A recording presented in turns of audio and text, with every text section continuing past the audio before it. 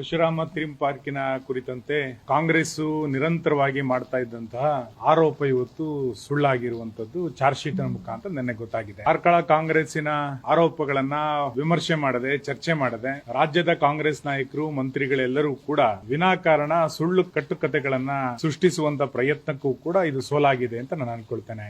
ಸಿದ್ದರಾಮಯ್ಯನವರ ಸರ್ಕಾರ ಬಂದ ನಂತರ ವಿಪಕ್ಷಗಳನ್ನ ಸುಳ್ಳು ಆರೋಪಗಳನ್ನ ಮಾಡೋದ ಮುಖಾಂತರ ಕಟ್ಟು ಹಾಕುವಂತಹ ತನಿಖೆಗಳ ನೆಪದಲ್ಲಿ ಟಾರ್ಗೆಟ್ ಮಾಡುವಂತ ಪ್ರಯತ್ನಗಳು ಇಡೀ ರಾಜ್ಯಾದ್ಯಂತ ನಡೀತಾನೆ ಇದೆ. ಅದರ ಭಾಗವೂ ಕೂಡ ಪರಶುರಾಮ ಥೀಮ್ ಪಾರ್ಕ್ ಅಂತ ನಾನು ಅನ್ಕೊಳ್ತೇನೆ. ಪರಶುರಾಮ ಥೀಮ್ ಪಾರ್ಕ್ ನಂದೊಂದು ಕನಸಿನ ಯೋಜನೆ. ಇಡೀ ದಕ್ಷಿಣ ಭಾರತದ ಒಂದು ಶ್ರೇಷ್ಠ ಪ್ರವಾಸಿ ತಾಣವಾಗಿ ಇದು ಅಭಿವೃದ್ಧಿ ಆಗಬೇಕು ಅಂತೇಳಿ ಕನಸುಗಳನ್ನ ಕಟ್ಟಿ ಇದಕ್ಕೆ ಅನುದಾನಗಳನ್ನ ಒದಗಿಸಿ ಒಂದು ಹೊಸ ಪರಿಕಲ್ಪನೆಯೊಂದಿಗೆ ಥೀಮ್ ಪಾರ್ಕ್ ಅನ್ನ ನಿರ್ಮಾಣ ಮಾಡಿತ್ತು.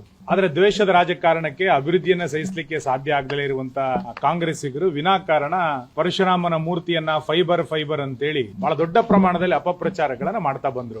ಇಡೀ ರಾಜ್ಯ